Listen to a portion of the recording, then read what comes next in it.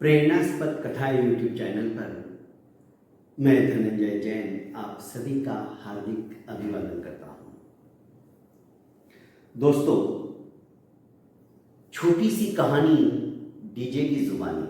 कुछ कहानियां सुनी हुई होती है तो कुछ कहानियां अनसुनी, काल्पनिक, कल्पना लोक के अंदर विचरण करते हुए कुछ कुछ सवाल हम खुद पूछते हैं और प्रत्युत्तर में जवाब भी हम खुद ही देते हैं। तो ऐसी भी कुछ कहानियां, ऐसे भी कुछ किस्से आपके सामने रखने का मैं प्रयास करता रहता हूं। आज चिंतन की चांदनी में जो झिल्ली सी प्रकाश की रोशनी निकली है, उसमें राधा कृष्ण की बात आपके सामने रखने का छोटा सा प्रयास करता हूं। एक बार जमुना के किनारे भगवान कृष्ण राधा के साथ एक पेड़ के नीचे बैठे गपशप कर रहे थे। राधा किसी कारणवश कृष्ण से कुछ खफा सी थी, नाराज सी थी। कृष्ण ने राधा से पूछा, अच्छा राधा, एक बात बताओ, अगर मैं कृष्ण न होकर कोई वृक्ष होता तो तुम क्या करती?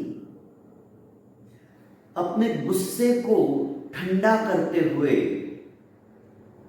राधा ने प्रत्युत्तर में कृष्ण से कहा कि कान्हा, मैं लता बनकर चारों तरफ से तुम्हें लपेट लेती, छोड़ती नहीं।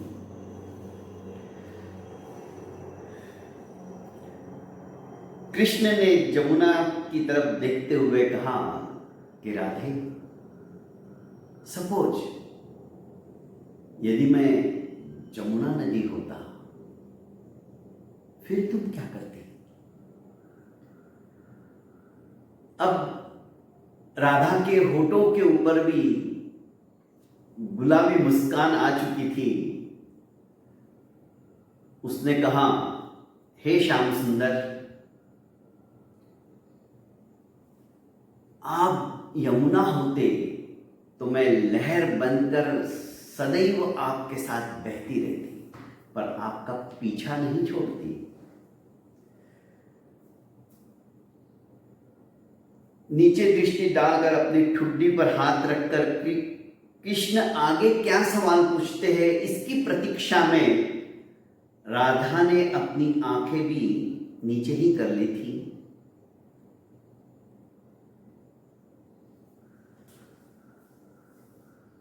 कृष्ण ने कहा कि राधे, सामने से एक गो चलती हुई जा रही थी।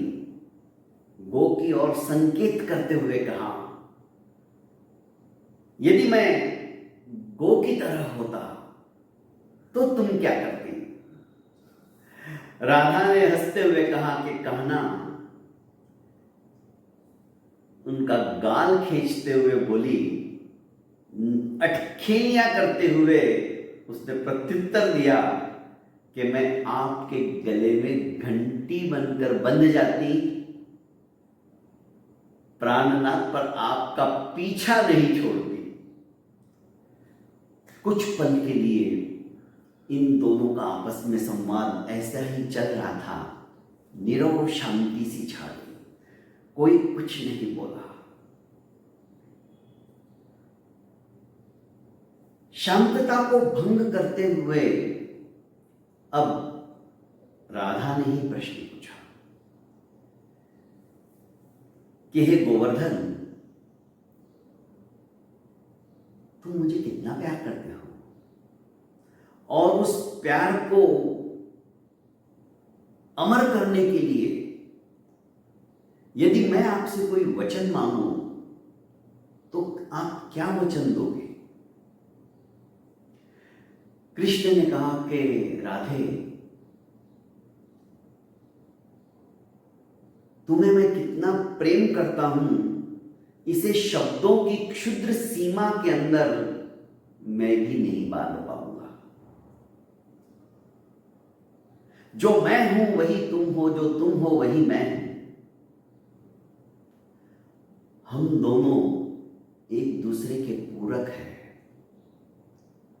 हम दोनों कभी अलग रह ही नहीं सकते। जैसे आज की भाषा में जिस्म दो एक जान। राधे, फिर भी जो भक्त तुम्हारा अंतर मन से स्मरण करके रा शब्द का भी उच्चारण कर लेता है, मैं उसी पल उस भक्त का भला करने के लिए तत्पर रहूंगा। और यदि उसने पूरा शब्द का उच्चारण किया राधे, तो उस भक्त के पीछे पीछे मैं भी चल पड़ूंगा।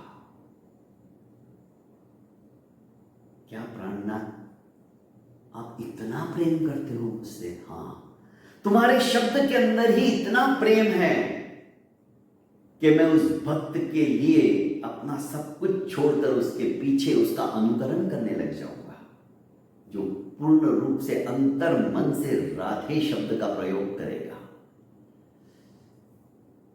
राधा के आंखों से अश्रुधारा निकल पड़ी। उसने रोते रोते ही कहा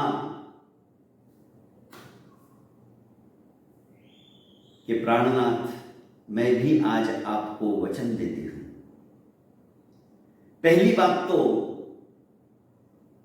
हमारा भक्त बिना अपेक्षा के ही रहेगा। कोई इच्छा, कोई आकांक्षा, कोई महत्वाकांक्षा उसकी रहेगी नहीं कि वो कुछ मांगे।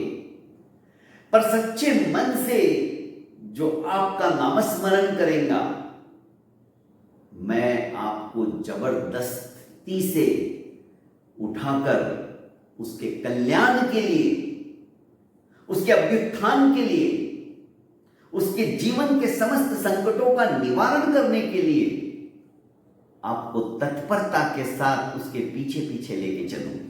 ये मेरा वचन रहा। राधा और कृष्ण, इन दोनों के शब्दों के अंदर भी वो ताकत है दोस्तों।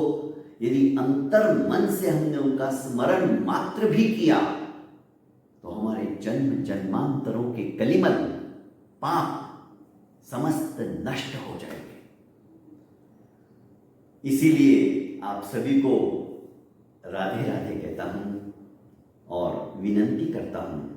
जिंदगी हमें ऐसी मिली है, पता नहीं कब किस क्षण कराल काल के गाल के अंदर समाविष्ट होने का अल्टीमेटम हमें प्राप्त हो जाए और चलती हुई श्वास की श्रृंखला हमारी टूट जाए।